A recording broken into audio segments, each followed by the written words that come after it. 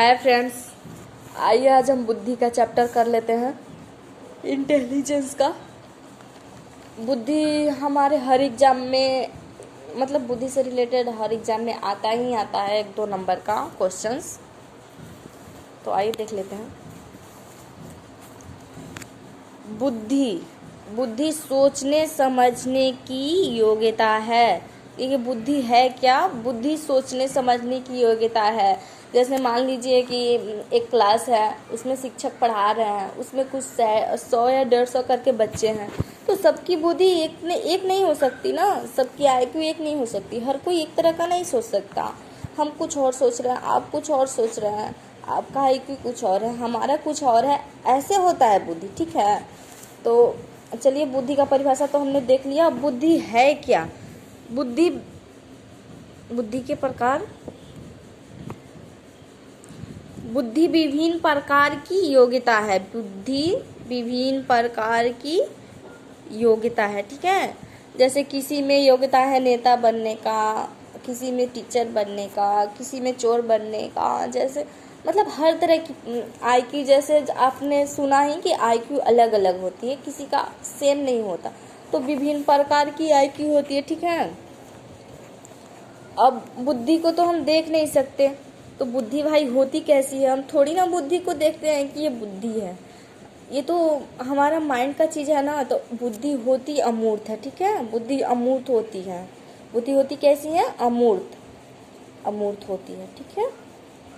अब आइए देख लेते हैं अगला क्या है। बुद्धि का प्रयोग सर्वप्रथम गाल्टन साहब ने किया था। गाल्टन ने किया। उसके बाद कुछ दिन बाद 1905 से 11 तक बीने साहब ने बुद्धि मापन को सफल बनाया, ठीक है। 1905 से 1911 में बुद्धि मापन को इन्होंने सफल बनाया, ठीक है। प्रयोग तो गाल्टन साहब ने ही किया था सर्वप्रथम। गाल्टन साहब ने ही प्रयोग किया था, ठीक है। ये गाल्टन साहब, ठीक। आइए अब यहाँ से आ जाते हैं।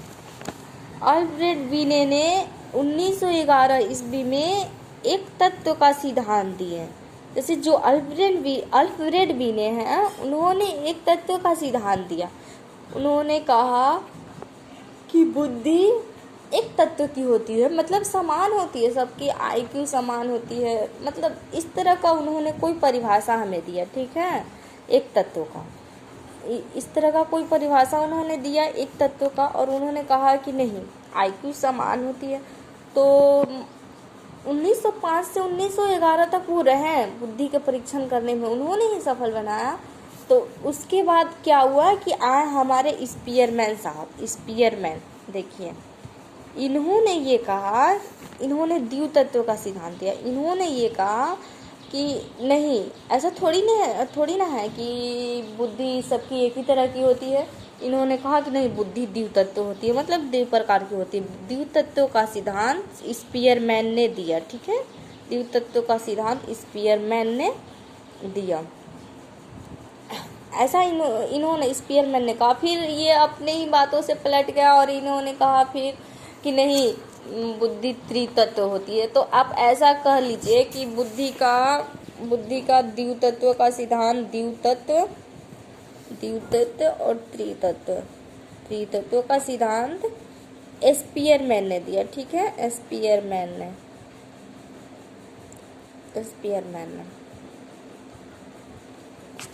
उसके बाद हमारे एक और वैज्ञानिक आए, थॉर्नडाइक साहब, ठीक है। थॉर्नडाइक, इन्होंने कहा कि नहीं भैया, बुद्धि ना द्वितीय तत्व होती है और ना ही त्रितत्व तत्व होती है।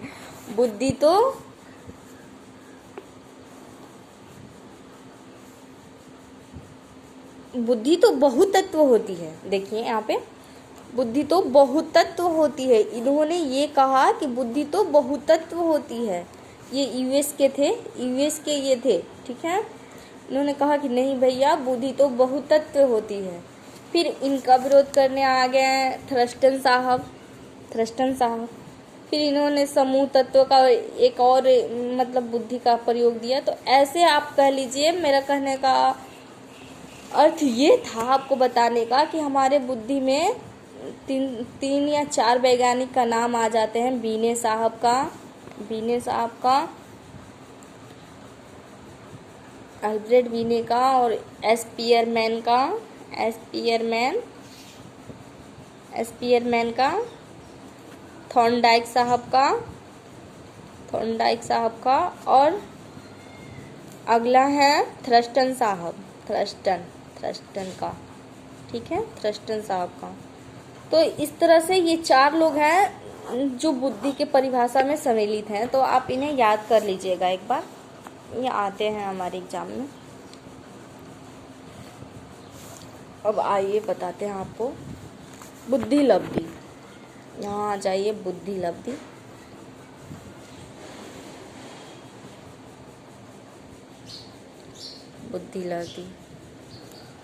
ठीक है,